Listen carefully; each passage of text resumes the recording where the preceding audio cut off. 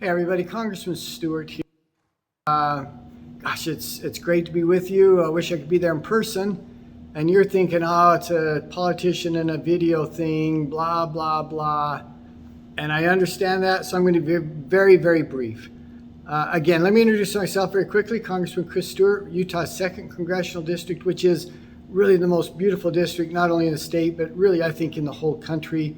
I represent downtown Salt Lake City. It wraps west and all the way south down to St. George. And what an honor to represent the 2nd Congressional District. It's very diverse. There's a lot of issues that are so important to this district that organizations such as you can really help us with. I grew up farming and ranching, spent 14 years in the Air Force. I was a writer and a small business owner, and now I find myself in Congress. And the goals that you have and many of the goals that I'm working towards are very aligned.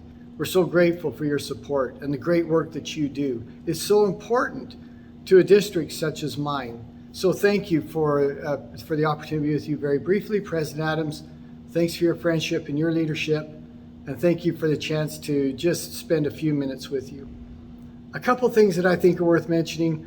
I love the fact that for the last 14 years, by ALEC's own matrix, by your own estimation, Utah is the #1 state when it comes to economic outlook. And there's a lot of reasons for that, and I won't go into those. That's something that I think the governor can address more adequately than I can. But I love representing such a growing, dynamic state, and we can only manage that growth. We can only continue to provide that economic opportunity if we have good policies. Your organization is critical to making that happen. The second thing that I want to mention, I think this is just so cool. Utah is the #1 state when it comes to being independent. In other words, we accept less help from outside sources, primarily the federal government, than any other state. I think that's marvelous. There's this narrative here in Washington, D.C., oh, the red states are bleeding off the blue states. We're taking the money and siphoning from the blue states. That's not true, and it certainly isn't true with the state of Utah. My priorities here, I'll mention them very quickly. The first is privacy. I think it's so important. And that conversation has shifted. Some of you know I sit on the Intelligence Committee. One of the most troubling things I've seen in the last few years is the federal government reaching into people's lives in an abusive manner, and this administration is doing that on steroids. They're taking organizations within what we call the IC, or the intelligence community, organizations like the CIA, the NSA, DIA, and others, and they're allowing them to cross over this divide and asking them to help with the domestic law enforcement issues because by their estimation, white supremacy and domestic terrorism is the greatest threat facing our nation. I think that's nonsense. Clearly, there's greater threats facing our nation, and the intelligence community, agencies like the CIA should never, ever turn their powers on U.S. persons. That's one of the great fights that we have right now. The second one is kind of ancillary to it, and that is our own national security.